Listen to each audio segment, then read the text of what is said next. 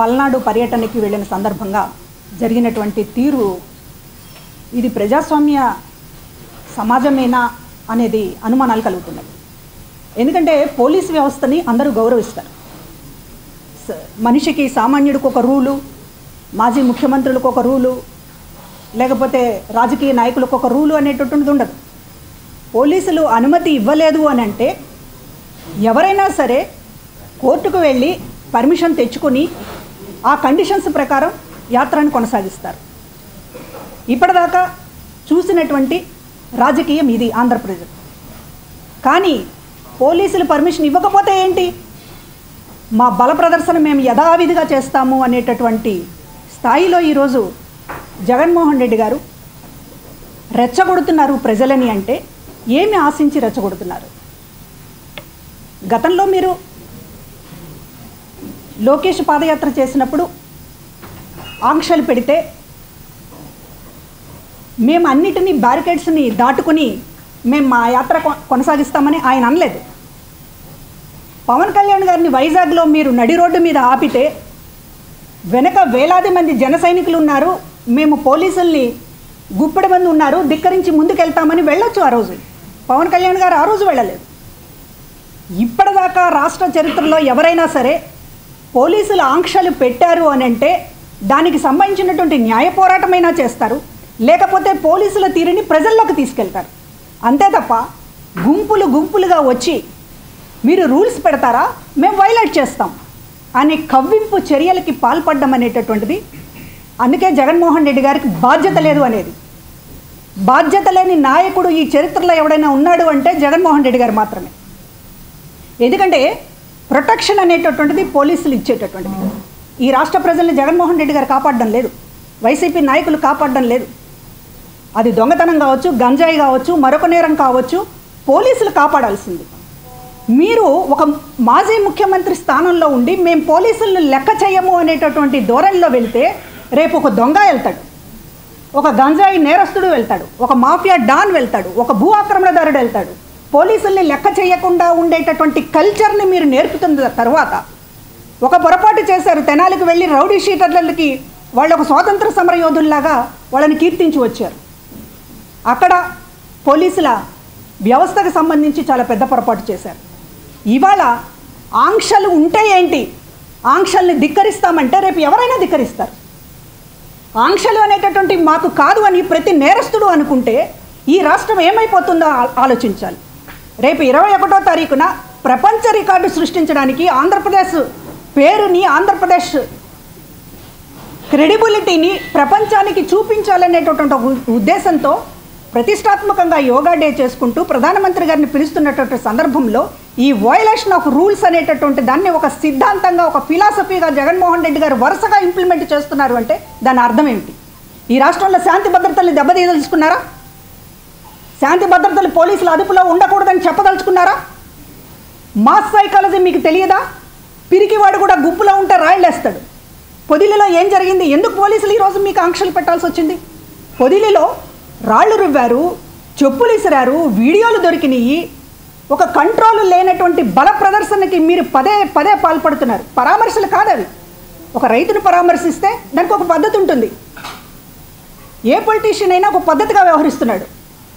పద్ధతి పాడు లేకుండా కేవలం మీ స్వార్థం కోసం బలప్రయోగం, ఎమోషన్స్ని రెచ్చగొట్టడం, రకరకాల సెక్షన్స్ అన్నింటినీ కూడా రోడ్ల మీదకి తీసుకురావడం, వాళ్లతోటి ఒక ఉన్మాదంగా వ్యవహరింప చేయటం. ఇవాళ ఇద్దరు మీ దీంట్లో చనిపోయారు. కాన్వాయ్ యాక్సిడెంట్ అయ్యి ఒక వ్యక్తి చనిపోయాడు. ఒక కార్యకర్త సొమ్మసిల్లిపోయి మీ కాన్వాయ్ దగ్గర తోపులాట్లో గుండె ఆగిపోయి చనిపోయాడు.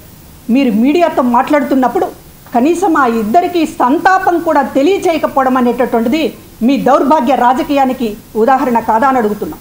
ఎంతసేపటికి మీ స్వార్థ రాజకీయమైనా, మీ బల ప్రదర్శనైనా జగన్మోహన్ రెడ్డి గారి చరిష్మా తగ్గలేదు అని మీకు మీరు ధైర్యం చెప్పుకోవడానికి చేస్తున్నారా, లేకపోతే ఎవరినన్నా ఇంప్రెస్ చేయడానికి చేస్తున్నారా, మీ ఉనికిని కాపాడుకోవడం కోసం చేస్తున్నారా? కేవలం మీ చుట్టూ రాజకీయాన్ని తిప్పుతూ ఇవాళ రాష్ట్రంలో శాంతి భద్రతల్ని చివరికి ప్రశ్నార్థకం చేసేటటువంటి హక్కు మీకు ఎవరిచ్చారని చెప్పి అడుగుతూ ఉన్నాం.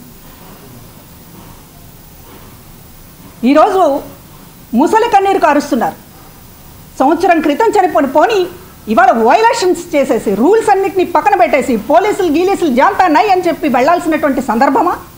సంవత్సరం క్రితం జరిగినటువంటి ఒక మరణం, ఒక ఆత్మహత్య, సంవత్సరం క్రితం జరిగినటువంటి ఒక ఆత్మహత్యకు సంబంధించి ఈరోజు మీరు ఒక బల ప్రదర్శనగా పోలీసుల అనుమతి లేకుండా వెళ్ళి తీరాల్సిందే అని అంటే మీరు ఈ సంవత్సర కాలం ఏం చేశారండి? మీకంత హృదయమే ఉంటే పరామర్శించడానికి సంవత్సర కాలంలో మీకు ఎప్పుడు తీరిక దొరకలేదా? పోలీసుల అనుమతి నిరాకరించినా సరే బ్యారికేడ్లు తోసేస్తాం. ఏంటి ఇది? ఉన్మాదం. నాయకుల్ని రెచ్చగొడుతున్నారు, పోలీసుల మీద దాడులకి పాల్పడేటటువంటి ఒక దీన్ని తీసుకుంటున్నారు. ఏం చేయదలుచుకున్నారు ఈ రాష్ట్రాన్ని అని చెప్పి నేను అడుగుతూ ఉన్నాను. వైసీపీకి బాధ్యత లేదా? ప్రజలందరూ రూల్స్ పాటిస్తారు, ఇతర రాజకీయ పార్టీ నాయకులందరూ రూల్స్ పాటిస్తారు, మేము మాత్రం పాటించము అని అంటే ఏంటి మీకున్నటువంటి అర్హత? ఏంటి మీకున్నటువంటి స్పెషాలిటీ? అబౌవ్, అన్నిట్లో అబౌవ్ అనేటటువంటి థీరీ ఎందుకు తీసుకొస్తున్నారు జగన్మోహన్ రెడ్డి గారు? మీకు రూల్స్ వర్తించవా? సామాన్యుడు పాటించేదాన్ని మీరు పాటించరా? సంవత్సరం తర్వాత చేసినటువంటి హడావిడి చూస్తూ ఉంటే మీరు ఏదో ఎజెండా పెట్టుకున్నారు. మీ పొలిటికల్ ఎజెండా కోసం జనాన్ని రెచ్చగొడుతున్నారు, పోలీసుల మీద ప్రధానంగా నాయకుల్ని రెచ్చగొడుతున్నారు, కార్యకర్తల్ని రెచ్చగొడుతున్నారు, ఒక సెక్షన్స్ని ప్రజలని రెచ్చగొడుతున్నారు, రకరకాల అసంతృప్తుల్ని తీసుకొచ్చి ఇవాళ పోలీసుల మీద దాడులు చేసేటటువంటి మూకలుగా మీరు తయారు చేస్తున్నారు. జాగ్రత్తగా వాళ్ళ పోలీసుల మీద ఒక ద్వేషాన్ని నూరిపోస్తూ ఉన్నారు. ఇది రాష్ట్రానికి మంచిది కాదు. ఒకసారి కట్టు తప్పితే చాలా కష్టం గాడిన పెట్టడం. పోలీసుల మీద ఇంత తీవ్రమైనటువంటి ద్వేషాన్ని మీరు నింపుతూ ఉంటే బాధ్యత కలిగినట్టు ఎందుకు అందరు చేయలేకనా? పవన్ కళ్యాణ్ గారు ఇవాళ మీరు అంటున్నారు 100 మంది మా కార్యకర్తలు అభిమానంతో బ్యారికేడ్లు దూసుకొచ్చారని. 10 మంది కార్యకర్తల్ని పేరు పెట్టి పిలవలేని జగన్మోహన్ రెడ్డి గారికే ఇంతమంది కార్యకర్తలు ఉంటే 40 ఏళ్లుగా తెలుగుదేశం పార్టీ జెండాని మోసినటువంటి కార్యకర్తను ఆ రోజు లోకేష్ పాదయాత్రను అడ్డుకుంటే బ్యారికేడ్లు దూకి రాలేరా? పవన్ కళ్యాణ్ గారు వెనుకున్నటువంటి ప్రాణాలు ఇచ్చేటటువంటి జన సైనికులు ఆ రోజు బ్యారికేడ్లు దాటి రాలేరా? ఆ రోజు ఎందుకు పాటించారు రూల్స్? నాయకుడు ఇక్కడ రూల్స్ పాటిస్తున్నాడు కాబట్టి కార్యకర్తలు పాటించారు. ఇక్కడ మీరు పోలీసులు అయితే ఏంటి చొక్కా పట్టుకుందామనేటటువంటి పద్ధతిలో మీరు రెచ్చగొడుతున్న తర్వాత, పోలీసుల్ని బండ బూతులు తిడుతున్న తర్వాత, గుడ్డలి పదిస్తామని మాట్లాడుతున్న తర్వాత, సప్త సముద్రాలు దాటిన తర్వాత అయినా ఈడ్చుకొస్తామని మాట్లాడిన తర్వాత ఈ రాష్ట్రంలో లా అండ్ ఆర్డర్ ఎలా అమలవుతుందో మీరు చెప్పండి. బాధ్యత లేదా మీకు? ఒక మాజీ ముఖ్యమంత్రి చేయాల్సినటువంటి పనులేనా? రాజకీయం కోసం ఎంతకైనా తెగిస్తారా? ఈరోజు మీరు మాట్లాడుతూ ఉన్నారు మీడియాతో, నాకు చాలా ఆశ్చర్యం వేసింది. మీ పార్టీలో ఉన్నటువంటి కమ్మ సామాజిక వర్గం నాయకులందరి పేర్లు చెప్తా ఉన్నారు. గుర్తుందా జగన్మోహన్ రెడ్డి గారు? ఒక లావు శ్రీకృష్ణదేవరాయలు గారు గుర్తున్నారా? ఇప్పుడు ఎంపీ నరసరావుపేట. ఒక మర్రి రాజశేఖర్ ఎమ్మెల్సీ గుర్తున్నారా? ఒక వసంత కృష్ణప్రసాద్ మైలవరం ఎమ్మెల్యే గుర్తున్నారా? ఒక గరటయ్య ప్రకాశం జిల్లా సీనియర్ నేత గుర్తున్నారా? ఒక వాసిరెడ్డి పద్మ గుర్తుందా?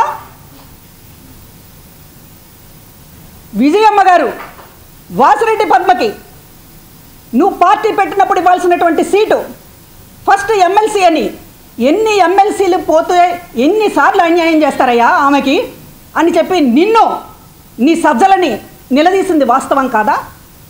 ఎందుకు ఇవ్వలేదు? కమ్మ సామాజిక వర్గంలో పుట్టడమే పాపమా? ఇవాళ అంటూ ఉన్నారు ఏంటి, ఇందాక ఆయన ప్రెస్ మీట్లో మాట్లాడినటువంటి మాట, కమ్మవారు వైసీపీలో ఉంటే చంద్రబాబుకు అభ్యంతరమా అని అడుగుతూ ఉన్నారు. కమ్మవారు వైసీపీలో ఉంటే అభ్యంతరం జగన్మోహన్ రెడ్డి గారికి, ఇంకెవరికి కాదు. ఏమి పాపం చేశారని లావు కృష్ణదేవరాయల్ని, వసంత కృష్ణప్రసాద్ని, మర్రి రాజశేఖర్ని మీ కమ్మ వ్యతిరేక విష కౌగిలిలో ఊపిరాడకుండా చేసి ఉక్కిరి బిక్కిరి చేసి బయటకు వెళ్ళేలా చేసింది మీరు కదా? ఇవాళ మీరు కమ్మవాడు అనేది పోయింది, కమ్మవారు అని చెప్పి మాట్లాడుతుంటే మీరు రూట్ మార్చారా? లేకపోతే అమ్మని కమ్మని దెబ్బ అనేటటువంటిది పాఠం నేర్చుకున్నారా? ఇవాళ కమ్మ నాయకుల ప్రస్తావన ఎందుకు తీసుకొస్తున్నారు మీరు చాలా మాట్లాడుతున్నారు. ఇప్పుడు అపోజిషన్లో ఉన్నప్పుడు కమ్మ సామాజిక వర్గం నాయకులని దువ్వటం, ఉసిగొల్పడం మీకు వెన్నతో పెట్టిన విద్య. అధికారంలోకి వచ్చిన తర్వాత కమ్మ సామాజిక వర్గం నాయకుల్ని కాలు కింద తొక్కి పట్టడం మీ సహజ స్వభావానికి, మీ నైజానికి నిదర్శనం.